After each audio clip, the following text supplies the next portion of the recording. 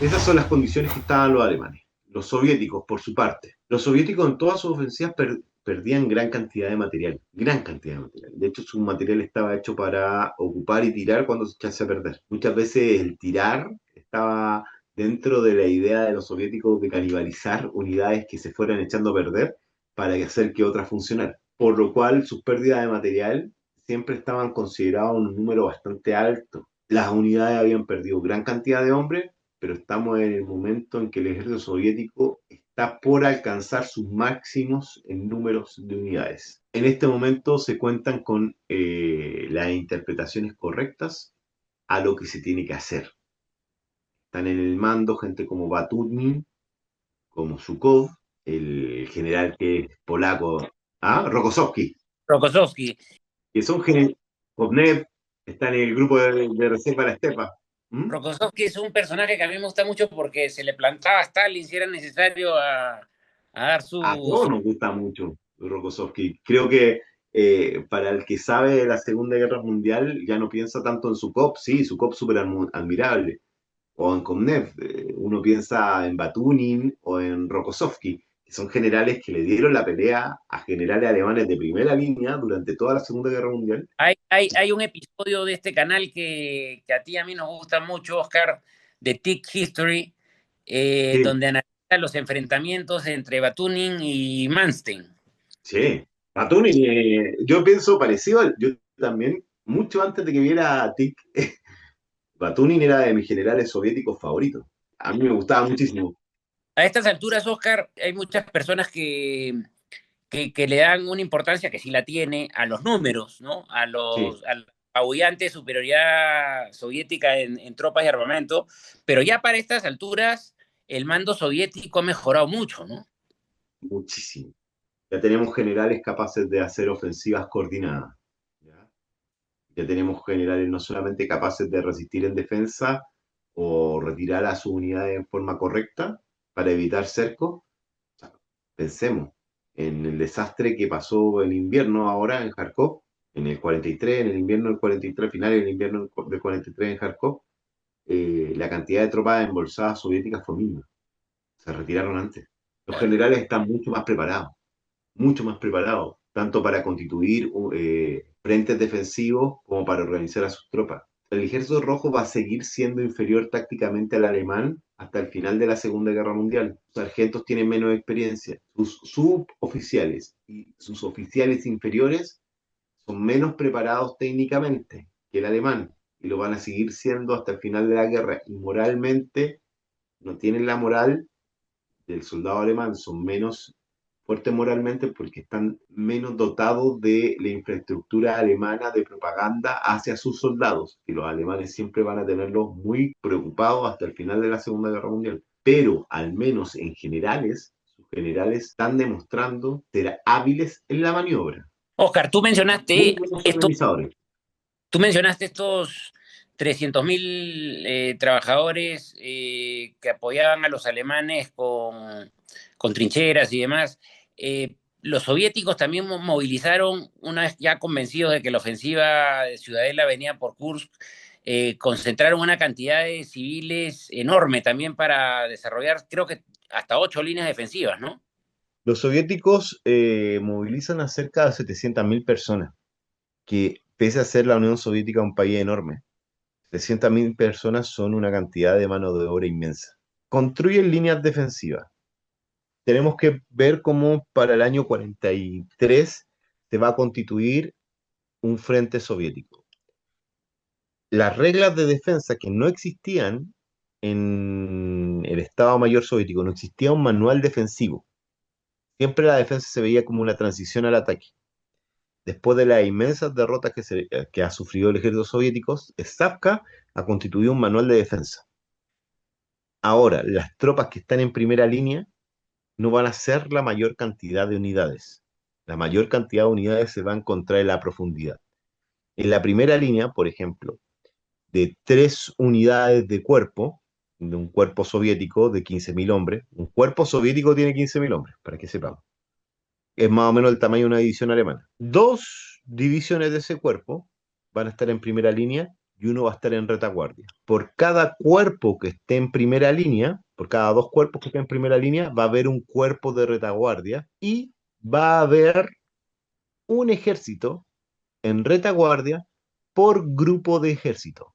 Un ejército de un cuerpo, más o menos en tamaño. Son aproximadamente entre 40.000 y 90.000 soviéticos que se van a permanecer siempre en retaguardia de los frentes soviéticos. Pero en el caso de Kursk se establece un frente completo como retaguardia, el frente de la estepa, completo como retaguardia. Las fortificaciones principales en la zona del saliente de Kursk pueden llegar a tener más de 250 kilómetros de profundidad, pero ojo, no están ubicadas en todas partes del frente en forma simétrica. En la zona de Prokhorovka, estos fuertes se acaban. En la zona de Prokhorovka no hay más líneas de reserva. De hecho, Manstein, y lo vemos en este librito de acá, Kurt de Toppel, sabía que si hacía un ataque más en profundidad, sí, ese mismo, que se hacía un ataque más en profundidad y no un ataque tan concéntrico, él evitaba las líneas defensivas soviéticas. Porque las líneas defensivas soviéticas generalmente se ubicaban protegiendo el saliente, el interior del saliente. Pero si atacaba más allá del saliente, tenía la oportunidad de esquivar esto, aunque se iba a pillar y iba a tener que combatir con el grupo de ejército de la estepa, que el ejército alemán no había detectado y no sabía su posición, ni dónde se encontraba, ni en qué lugar encontrarla. Por otra parte, el ejército alemán no ha desplegado a todas sus reservas. Como te decía, el grupo de ejército del centro tiene dos cuerpos de infantería y uno blindado que Model va a intentar no mandarlos al campo de batalla. Y Hitler le va a prohibir a Manstein que cuando llega a la zona de Prokhorovka lucha por mandarlo al frente, retiene la 17 de Panzer Grenadier y a las 5 Viking. Les prohíbe asistir a la zona y quedan concentradas al sur de Kharkov, sin asistir a la zona de Prokhorovka, que Manstein veía, y después yo creo que en otra ocasión lo vamos a ver, el desarrollo táctico de la batalla, que en el caso de Manstein es muy entretenido y en el de Model es prácticamente un juego de ajedrez con Rokossovski. Ya, son muy tácticos el uno y el otro. Manstein no puede ocupar toda su fuerza en ese punto, que es lo que él quisiese. No en el caso de Model. Model, más que poner más fuerza al campo de batallas, quiere sacarlas. Entonces, básicamente eso. Es una ofensiva que encuentra resistencia dentro de las mismas fuerzas y filas alemanas, que nunca se desarrolla con toda la potencia que pudo haber tenido y que toda la potencia que hubiese podido tener tampoco hubiese alcanzado debido a la fortaleza de la línea defensiva y a una reserva soviética no identificada por los alemanes. Una reserva soviética enorme. Los alemanes piensan que cuando han atravesado las líneas en Prokhorovka no van a encontrar nada más. Tal vez algunas pocas divisiones soviéticas. Se encuentran en un frente completo, armado y listo para batallar. Por eso, Oscar, incluso si, digamos, los alemanes hubiesen tenido éxito en esta ofensiva, esta supuesta victoria hubiese distado muchísimo de ser un golpe de gracia, ¿no? Tal Porque, vez si Hitler se hubiese jugado toda por el plan de Manstein de seguir atacando en Prokhorovka y mandando más fuerza a Prokhorovka, algunos piensan que eso hubiese debilitado demasiado a la Wehrmacht para las campañas que ya estaban lanzándose de la Unión Soviética en el sur. Y tienen razón. Pero en la zona de Prokhorovka, Manstein estaba consiguiendo una destrucción de 12-1 de material soviético. Era una zona muy rentable para Manstein. por eso es que ¿Ya? Manstein quería seguir. Manstein quería seguir plantándose en Prokhorovka porque era una zona donde le estaba desangrando a los soviéticos debido a un error de Rodnistrov.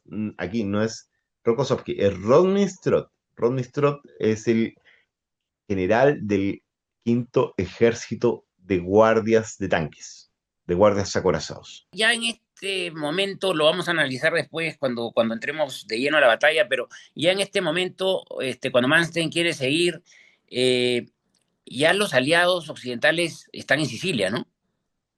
Sí, de hecho, casi cuando empezó la batalla, se iniciaron los desembarcos en Sicilia. A ver, tenemos que ponernos en el momento.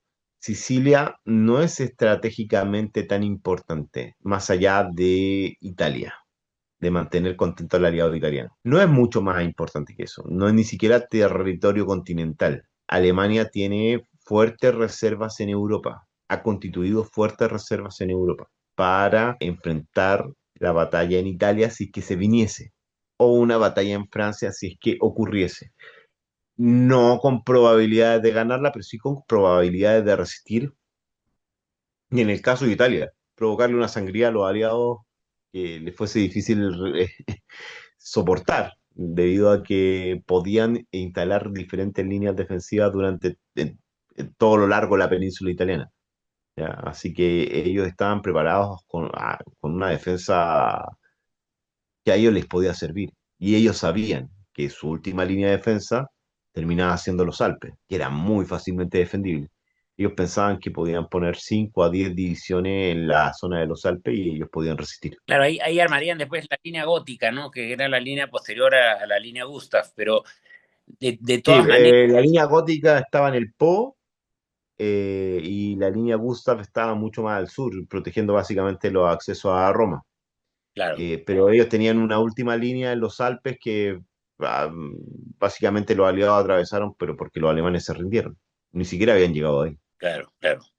Pero de todas Sí, maneras, yo creo que tener la visión global, digamos, yo creo que ya con los aliados acercándose a Italia continental, esto también siembra dudas en Hitler, ¿no? De si seguir adelante con la ofensiva o no. sí, por un asunto más logístico y por apoyar a su aliado. Y también porque sus mismos generales decían que no tenía objeto. Ojo, pese, y lo vamos a ver en próximos capítulos, Alemania sale desgastada de Citadel, pero no de la forma que se creía. Se creía que esta había sido la derrota y la destrucción del arma blindada nazi, y no lo fue. Fue la campaña por el río Dnieper lo que destruyó el arma blindada alemana, no Citadel. Citadel fue una victoria estratégica soviética donde lograron detener la movilidad alemana y destruyeron en buena medida a los grupos de Panzergrenadier que apoyaban a los tanques. Muy importante en el combate interarma. ¿Ya? Se necesita siempre que en los combates interarmas las unidades combatan juntas y operen juntas. Y esto se detiene con una mortandad inmensa de los grupos de infantería y de Panzergrenadier que acompañan a los tanques y que hacen las operaciones de armas combinadas.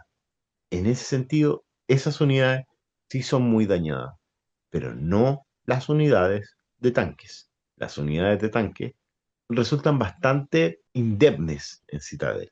Las bajas alemanas son pocas y las bajas soviéticas son abrumadoras, pero está tan bien preparado el ejército soviético que es capaz de no parar desde julio hasta más o menos febrero del año siguiente, el año 44, con ofensivas encadenadas consecutivas. Y Ahora, esas son las que destruyen al ejército alemán. estábamos antes de iniciar la grabación. Esta es una batalla, a ver, por un lado, relativamente corta, ¿no? De julio, principio de julio a finales de agosto, en un área muy concentrada, una pequeña área de terreno, o sea, si lo comparamos pues con las operaciones anteriores que eran en frentes de miles de kilómetros, esta es una operación bien acotada, pero Topel dice que es la batalla más grande en alusión a la cantidad de tropas y armamento que se ve involucrada, ¿no?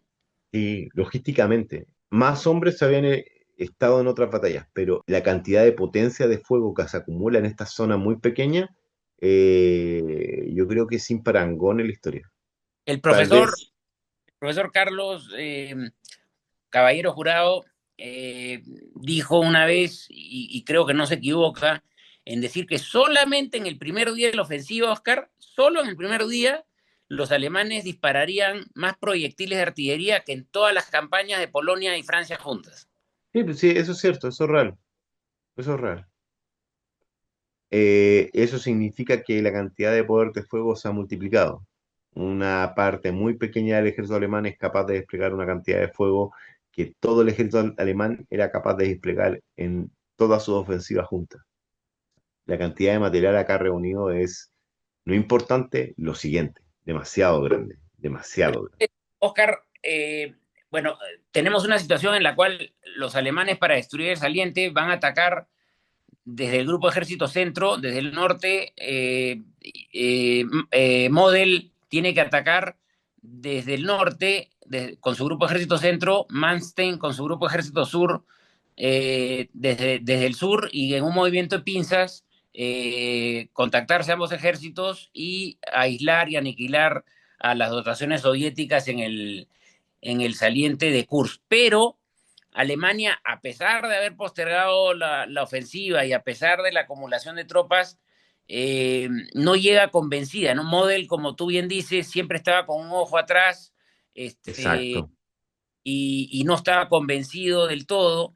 Manstein creo que al final sí se convence y quiere seguir con ofensiva, pero en todo caso, los soviéticos habían llegado por la información que tenían de inteligencia, o por lo que habían aprendido ya en las campañas anteriores, pero los soviéticos llegaban sumamente fortalecidos, y no solamente con estas 8 líneas defensivas que eran difíciles de romper, y aún así los alemanes, sobre todo en el sur, avanzaron en forma importante, pero La también rompieron. la rompieron. También estaban listas las tropas soviéticas para iniciar una contraofensiva demoledora, ¿no? En los flancos del ataque. Y eso iba a ser muy complicado de que Alemania pudiese atajarlo. Por eso tal vez la idea de aquí, la idea de Model y de Guderian hubiesen sido, tal vez, no lo sabemos, mejores en el sentido de esperar a los soviéticos y tener este material blindado nuevo preparado para luchar decisivamente contra el futuro avance soviético. Pero yo no lo tengo tan claro, debido a que lo que consiguió en un momento y se detuvo de Manstein era una destrucción masiva del aparato militar soviético. Cuando Manstein se planta en Prokhorovka y Kovnev y Ronistrev cometen el error de lanzar hordas y hordas de tanques sobre el segundo cuerpo Panzer SS, están mandando a una posición donde ellos tienen una cantidad de fuego inmensa y una concentración magnífica a hombres a morir uno detrás de otro. Y Oscar, ahí los alemanes se leí toman un... no recuerdo el nombre del tanquista, pero sí recuerdo que era de la Das Reich, que en un solo día destruyó 22 T-34. ¿No fue el hijo del ministro de Relaciones Exteriores? Creo que era él. Bueno, con eso hemos descrito con la siempre precisa descripción de Oscar cómo llegaban los alemanes y los soviéticos al inicio de esta decisiva batalla. En el siguiente capítulo ya vamos a meternos de lleno en la batalla en sí y los distintos avances de la ofensiva alemana, y también cómo los soviéticos se organizan en la defensiva, y cómo lanzan contraofensivas que van mermando también a las tropas alemanas, pero también analizaremos, digamos, el sacrificio, la cantidad de bajas que sufrieron los soviéticos, porque aún en estas instancias de la guerra, los alemanes siguen infligiendo mucho más bajas de las que ellos sufren. Muchas. Este, 12-1, Manstein, ¿no? En la zona de Prokhorovka es 12-1. Es una 12 cantidad de baja brutal. Pocas batallas de la Segunda Entonces, Guerra Mundial tienen ese nivel de bajas producida al otro. Entonces, todos estos detalles los vamos a ver en el siguiente episodio, cuando nos adentremos de lleno en los detalles de esta gran batalla de la Segunda Guerra Mundial. Nos vemos en la siguiente. Gracias.